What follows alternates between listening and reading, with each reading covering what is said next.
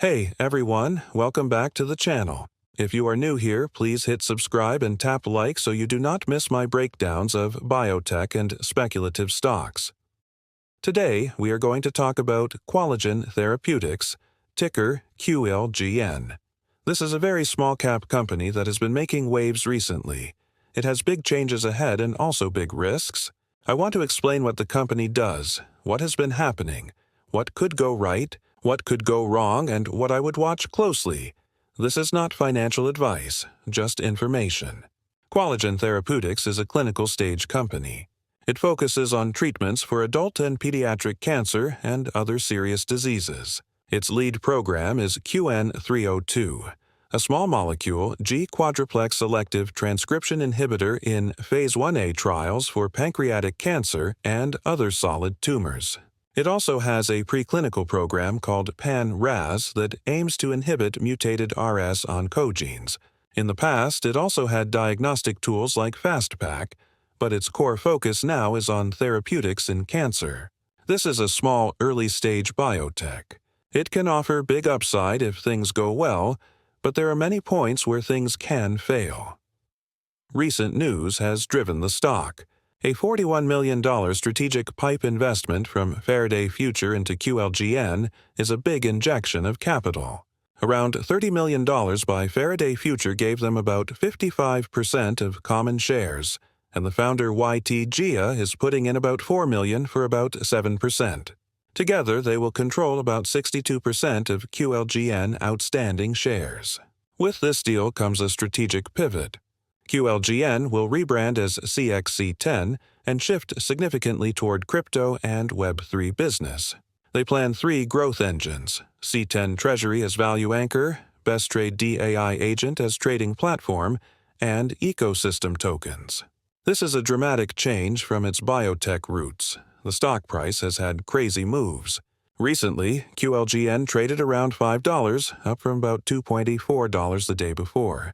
That is about a 76% jump in one day. The 52-week range is from about $1.61 to about $10.45. Volume has spiked massively. This shows how sensitive a tiny company like this can be to news and speculation. Financially, net income trailing 12 months is about minus $7 million. Shares outstanding are very small at about 1.7 million shares. Market cap is tiny at about $9 million, but this may shift quickly with the new PIPE investment. Revenue is either not material or not reported, which means the company does not have steady product revenue.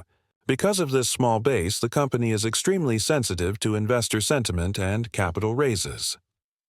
There are paths for upside. The $41 million investment gives fresh cash to pivot, scale, or invest in the new strategy. That new direction could open new revenue channels if executed well. If the rebranding to CXC10 and the growth engines deliver value, there could be enthusiasm and investor interest beyond traditional biotech. If QN302 shows positive results in clinical trials, especially in pancreatic cancer or other solid tumors, that could be a big win. Cancer therapeutics with novel mechanisms tend to get premium valuations if early data is promising. Small share count means that gains can be magnified. When shares outstanding are low, positive news tends to move price strongly. Volume spikes can lead to big percentage jumps. Strategic partnership with Faraday Future may bring extra visibility, perhaps access to Web3 infrastructure, marketing, or cross-synergies. If governance changes, bring in people with crypto and Web3 experience that might help execute the pivot. But risks are very real. This is a pivot away from core biotech toward crypto and Web3. That brings regulatory, focus, execution, and reputation risk. Investors who bet on biotech might be turned off if this becomes more of a crypto play.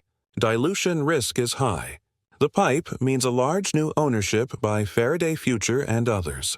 That shifts control, and existing shareholders may be diluted or see their influence reduced. Financial risk is present: small revenue, net losses, dependency on external funding.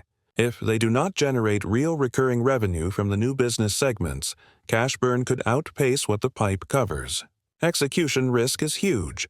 New products like tokens, trading platforms, and treasury-related crypto business are not trivial to build. Regulatory compliance, security, user acquisition, token economics, and crypto volatility all come into play. Many companies attempting crypto and Web3 pivots fail or get derailed. Market perception risk is also high. When a company pivots so drastically, some investors may distrust management or see it as a desperation move. This could lead to negativity, shorting, or big swings. Regulatory risk, especially in crypto and Web3, is another factor. Government policy on crypto and legal oversight can hit token projects, trading platforms, and token-based revenues hard. Competitive risk is double. There are many crypto and Web3 projects and many biotech firms. QLGN or CXC10 will face competition from both sides. They also need to maintain biotech credibility if they still want to keep therapeutic programs alive. If I were considering a small stake in QLGN or CXC10, here is what I would watch. Updates on the PIPE investment. Is it fully closed? Any conditions? What are the share terms, voting rights, lockups? Progress on the rebranding and growth engines. Are there product releases, token launches, platform milestones? Clinical trial updates for QN302, enrollment data, safety, efficacy signals, revenue generation in crypto and Web3 segments, treasury performance, realized gains, user volumes, trading platform activity, governance and management changes. Who is controlling the company post-investment? What is their track record? Cash runway. How long does current cash last given burn rate and planned investments? Volume and stock behavior. Is the stock being driven by hype or by fundamentals? Are there institutional investors showing interest?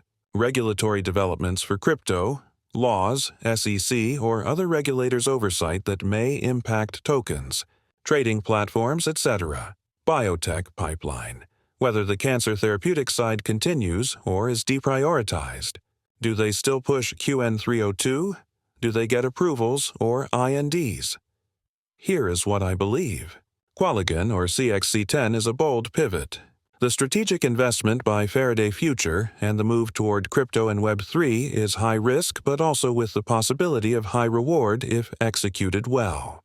For investors who are comfortable with volatility and speculative plays, this could be one to follow closely.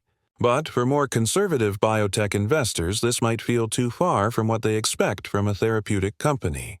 If I were putting money in, I would allocate just a small portion, capital I can afford to lose. I would want to see real milestones, clinical trial data, product or token launch, revenue generation, governance stability, and regulatory clarity. If those happen, the upside could be significant, but downside is meaningful too. Wrapping up, QLGN is no longer just a biotech story. It is turning into a hybrid biotech plus crypto and Web3 experiment. There is potential, drama, and large swings. Thanks for watching. If you like this breakdown, hit like, subscribe, and drop a comment. Do you think Qualigen or CXC10 will become a successful pivot, or will it struggle with its new identity? Stay curious, stay cautious, and always do your own research. I am not a financial advisor, and nothing here is a recommendation to buy or sell any security.